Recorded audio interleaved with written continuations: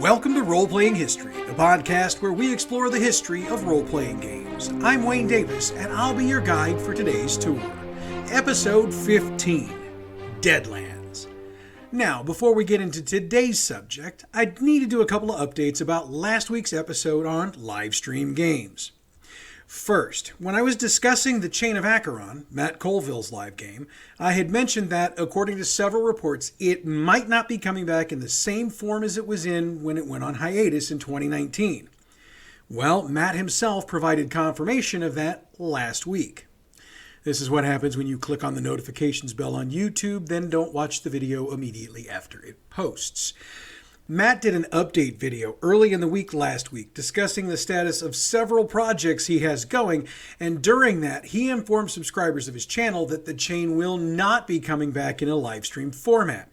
He did concede he's not 100% sure what format the chain will take, but watching his body language and his other nonverbal cues, I believe he's leaning towards doing adventure recaps and then splicing in footage from the games to provide a better context about what he's talking about. I also got some feedback on Twitter about the shows I discussed on the air last week, or more to the point, the shows I didn't discuss on the air last week. So let's take a little peek behind the GM screen. When I was putting this together, I decided to discuss shows that I myself have watched or listened to at least 4 or 5 times, because I didn't want to just watch one episode and try to give a half-assed opinion on the show based on that one viewing. So that's why the shows that made last week's show made the show. However, based on the response I've gotten to that show, we'll cover some more live stream games in the near future. I've already got a list of shows that I need to watch, and of course I'll be taking suggestions from our listeners for more. So, cheap plug here, if you know a show you'd like me to watch and talk about, hit me up and tell me what it is.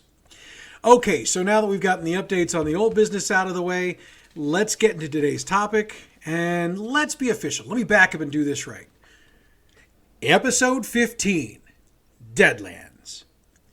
So during the course of this podcast, we've done a semi-deep dive into Dungeons & Dragons, which makes sense since it's the game that essentially created the role-playing game genre. However, as we all know, it's not the only role-playing game out there. No. Really. I'm serious about that. With that in mind, we will be doing some deep dives into other games as we move along, and I wanted to start the process with a game that is one of my personal favorites, Deadlands. Now, I know I covered some of the history of the game back when we discussed Deadlands during the timeline of games, but for those who are late to the party, here's the creation history. Deadlands was created by Shane Lacey Hensley as he was setting up his new publishing company, Pinnacle Entertainment Group, in the mid-1990s. According to reports, he was inspired by the Brahm painting of a vampire in a Confederate uniform on the cover of the then unreleased White Wolf game, Necropolis Atlanta. This stoked his creative fire, specifically centering on a Cowboys and Zombies game. He wrote up a first draft and showed it to 2 of his friends, who also happened to be game designers, Greg Gordon and Matt Forbeck. On the strength of that first draft, both men decided to buy into Pinnacle and knew Deadlands would be a hit. They took their shot, releasing the game in 1996. And by the way, they weren't wrong. Deadlands has picked up numerous Origins awards over the years, including the award for Best Role-Playing Supplement of 1996. That original version of Deadlands got revised rules in 1999, a D20 version in 2001, GURPS rules in 2001, Savage Worlds rules in 2006, a 20th anniversary edition in 2017, and a revision to update to the new edition of Savage Worlds earlier this year. So it can be said that Deadlands has staying power. Now, if you go strictly off the review given to Deadlands by Rick Swan in the December 1996 issue of Dragon Magazine, that's issue 236 for you collectors out there, you might think it was a bit of a dud. Rick did give it 4 out of 6 in its rating, but ripped it for having no setting. Quote, "What we're given is little more than an overview. There are no interesting personalities to speak of. There is next to nothing about geography, politics, or culture." End quote. He then went on to discuss the lack of cities or other areas to explore in the player's handbook or the marshal's handbook. By the way, the marshal is the game master in this game. Anyway, to that extent, he was right. The Player's Handbook of Deadlands doesn't have a lot of explorable stuff in it. It gives some background about the weirdness going on, but it spends the bulk of its space giving players the details they'll need to create their characters for the Weird West. We'll get more into that in a minute or so. The Marshal's Handbook does have some information about various areas of the country, and it does have a basic map. However, getting into specifics isn't that book's job either. However, as a tool for the Marshal, it provides more than enough information to get a game up and running. So what about some setting stuff? Is the Marshal responsible for doing a ton of Old West research to come up with a game? Nope. Pinnacle released a ton of books covering just about every topic a player or Marshal would have questions about. There were setting books covering every inch of what, in reality, is the United States, though it's split up in the game. Those books provide maps, details on what's going on in all of the major cities, some big bad evil guys for the posse. By the way, that's what they call a party in Deadlands. Anyway, the posse can take that stuff on, and then plot threads for the Marshal to sprinkle into the game. There were also setting books released for Canada and Mexico, just in case the Marshal wanted to utilize the entire North American continent in their game. These books were just as detailed as the other setting books, though I have to admit I've never used them in my games. That was way more stuff than I needed. They also released books that provided more rules for running the various character types.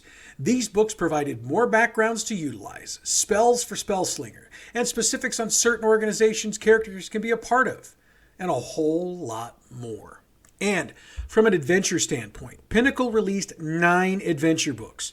For the record, these were actual books, as opposed to the modules most gamers would be familiar with. The books provide maps, even more details on the areas the adventure takes place in, and details on as many of the NPCs the posse might come into contact with as a Marshal would need to get the game up and running. So while the basic books might have been lacking in the minds of some, it didn't take long for Deadlands to have everything the player and the Marshal would need to get a game running full speed. Now, before I get into character types, I suppose I should give you an idea of the background of the game, since I keep calling it weird and the Weird West. The history of the country, the United States in this case, is exactly the same as it is in reality until July 3rd, 1863. On that day, a group of Native Americans from a number of tribes, led by a Sioux shaman called Raven, performed a ritual to try to drive out the European settlers that were overrunning the country. The ritual created a conduit to a spiritual realm, and that realm is not a pleasant place. It's populated by a group of entities called the Reckoners. And if the name sounds evil, that's because they are. The Reckoners are all about feeding on fear, and they want to make the world as evil a place as possible so they can have more fear to feed on. However, the Reckoners can't come to Earth directly until the fear level on the planet is high enough. So what they do is cause fear indirectly by creating monsters, zombies, and other walking dead, those fear-inducing types of creatures. So if you're a history buff, specifically the United States Civil War, you might recognize that date, July 3rd, 1863, as the date of the Battle of Gettysburg.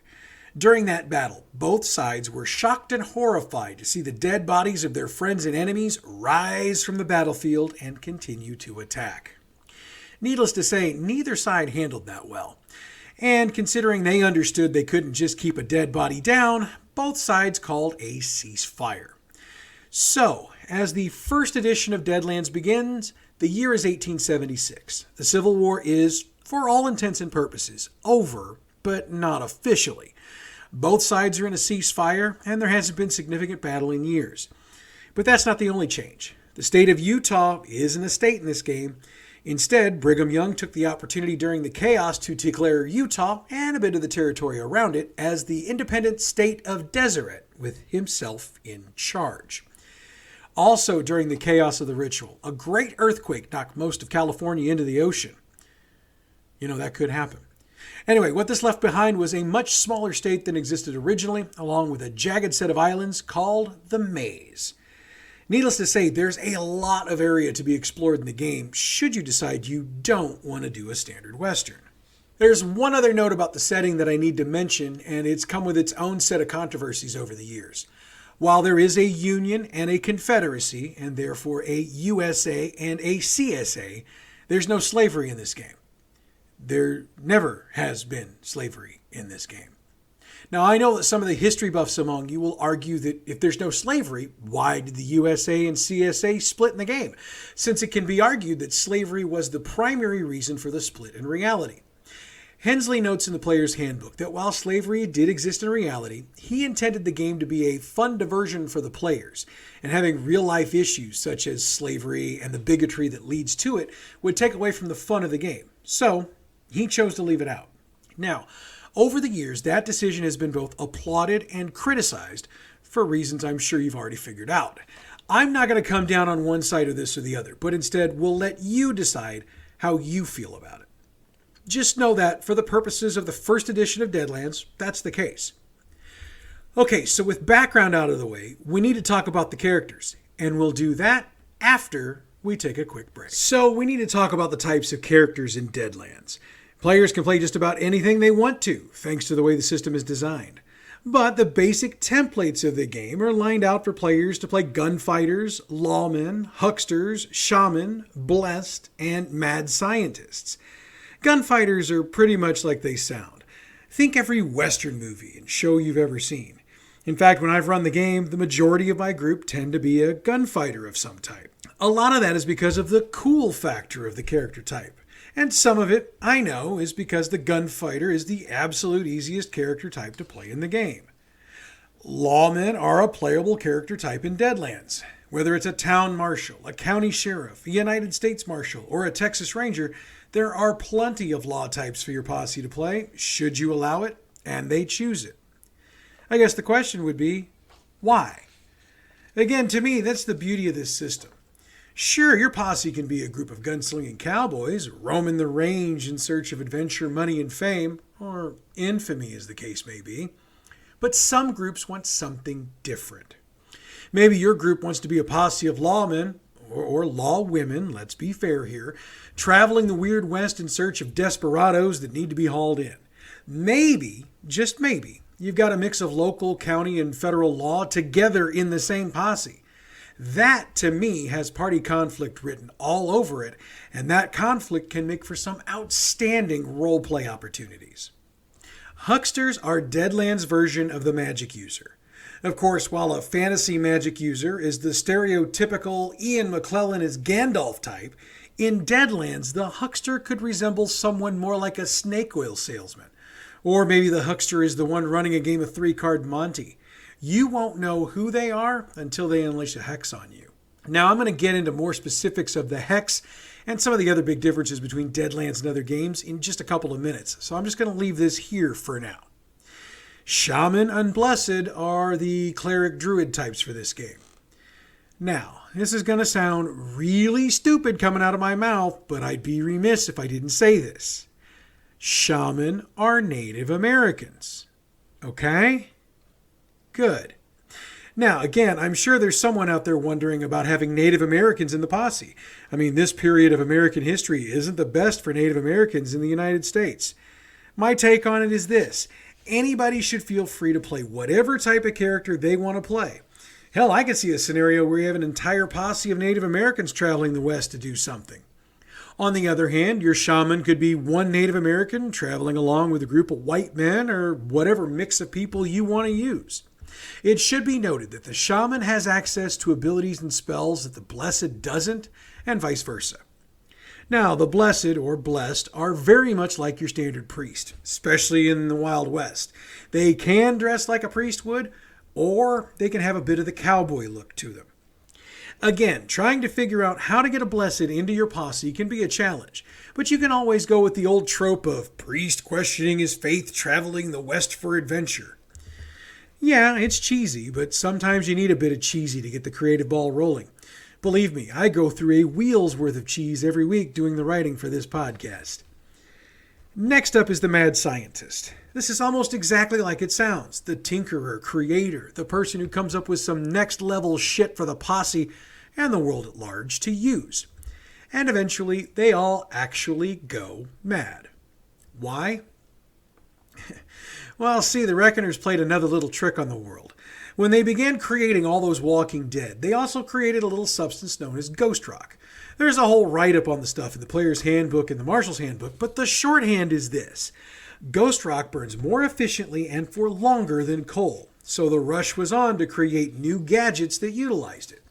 However, what the players don't know is that ghost rock contains either the souls of the dead or a little something from the reckoners to further the fear. The rules never really nail down which one it is. Either way, extended exposure to that stuff causes the mad scientists to literally lose their mind. Now, I see a mad scientist character as a sort of Doc Brown from Back to the Future. I mean, I'm a Christopher Lloyd fan anyway, so that works. Of course, if you're more of a Christopher Walken fan, okay, that sucked. But if you're more of a Christopher Walken fan, that's going to work too. Now, you've got your idea and you want to create your character. How do you go about doing that? Deadlands does things a little bit differently than most other games. This is the point where I need to mention that there's a YouTube exclusive video this week that shows you some of the cool stuff you'll use for Deadlands. So if you don't already subscribe, you need to head over to the YouTube channel and check it out. Okay, so without seeing what's different? First off, you'll need the standard 54 card poker deck. Leave the jokers in. That's why it's 54 cards. You'll draw cards to determine the dice that determine your traits. Traits in this game are your attributes, and they're similar to what you see in pretty much every other role-playing game out there. Once you've determined those, if you're a gunfighter or a lawman or lawwoman, you're pretty much done. Get your equipment, figure out how you want to play your character, and yeah, that's pretty much it. Good to go. Good on you. Move along. Now, if you're a huckster, you're definitely going to need your own deck of cards. Why? Because in addition to rolling dice for success on hexes, you'll need to have certain poker hands to be able to do certain things with your hex. Each hex in the game requires a certain hand to make it work, so you'll need to have some luck to go along with your skill if you want to play one of these. I'd also note that it would be helpful to understand the hierarchy of poker hands a bit if you're going to play this game. They do have a chart in the books, and there are some online charts you can print out for reminders if need be. But understanding it on your own is always helpful and time-saving. Shaman and Blessed need to have an understanding of their spells/miracles as well, so that they understand what they can do and what they need to accomplish in order to do it. Now, mad scientists are a different breed. They get some cool stuff to start, and it wouldn't hurt to read over their abilities as well, as they may, read that as will, want to tinker around and build some cool shit over the course of the game. Once all that is done, you're ready to play. Deadlands has a lot of other things that it does differently than other games, but one I want to mention here as opposed to the YouTube video is initiative. Normally you roll a die, add a number to it, and that determines your initiative order. Not in Deadlands. In Deadlands, you roll a die based on your stats, then draw a number of cards from the community deck based on your results. Initiative is determined by the highest card to lowest card, with spades, hearts, diamonds, and clubs being used to break ties. In other words, the ace of spades will always go first, and the two of clubs will always go last.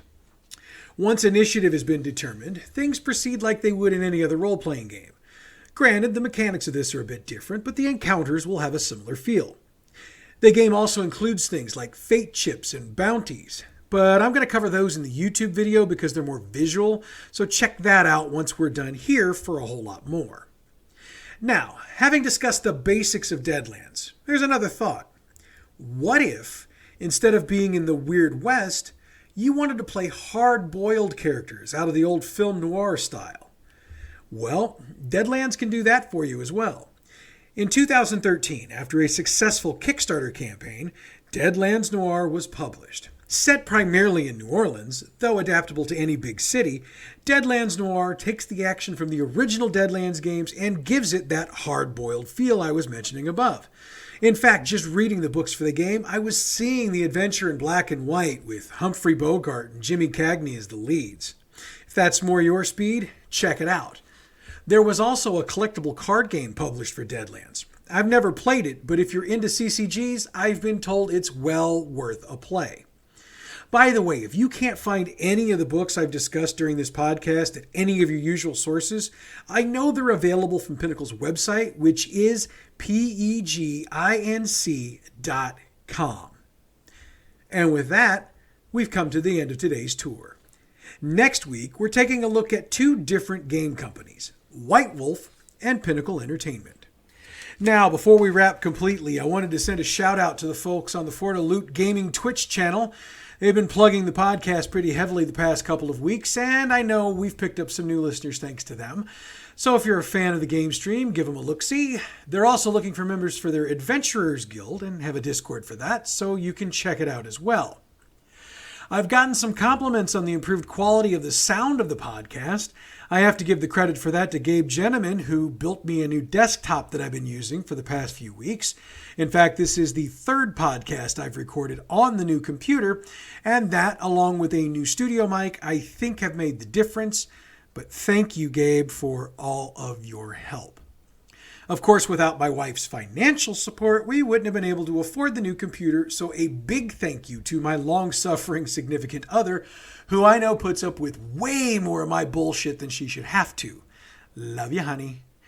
And I really have to thank all of you. I mean, I do all this for you, and you're showing your loyalty and your love by continuing to listen in and by recommending us to your friends, so thank you. Oh, and I did want to note that the podcasts, starting with today's, will be released at 12:01 a.m. on Fridays. That's Central Time, by the way. The reason for this is that we're seeing an increase in our European audience, and I'd like them to have access to the new episodes earlier than 4 or 5 o'clock in the evening. The episodes are auto-dropped, so I'm not doing anything differently than I have been, other than setting a timer on the website to release the show earlier. I hope for our European listeners that makes a difference for you. As always, you can reach us on Facebook at the Roleplaying History Podcast page, Twitter at Roleplaying History Podcast, that's all one word, or hashtag Roleplaying History Podcast. YouTube, we've got the channel, Roleplaying History Podcast. Click on the subscribe button and hit the bell to get notified when we drop new stuff, like the companion video for today's podcast, hint, hint. You can shoot us an email, roleplayinghistorypodcast@gmail.com. So, next week we look at White Wolf and Pinnacle Entertainment Group. Until then, I'm Wayne Davis, and you're Role-Playing History.